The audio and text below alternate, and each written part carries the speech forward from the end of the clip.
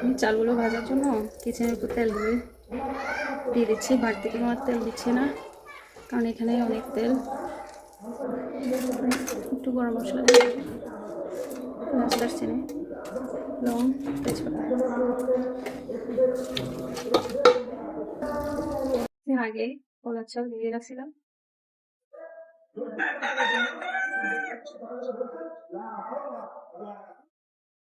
চালগুলো ভালো করে ভেজে নিলাম। এখন পরিমাণ মতো পানি দিয়ে দিলাম। আমি গরম পানি করে রাখছিলাম, এখন দিয়ে দেবে দুধ, পরিমাণ মতো লবণ।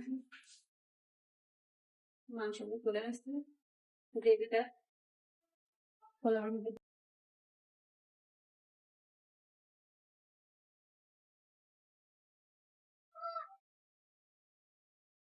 চলে আসলে কমিয়ে দেবো, লেয়ার করবো, বসে দেবো।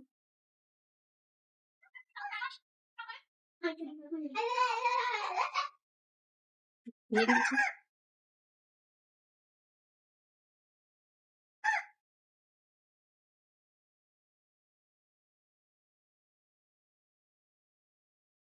দিচ্ছি।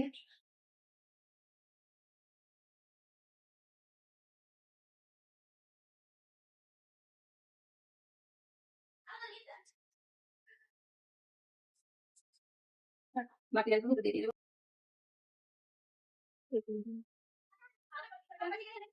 হয়ে গেল আমার চিকেন দম বিরিয়ানি।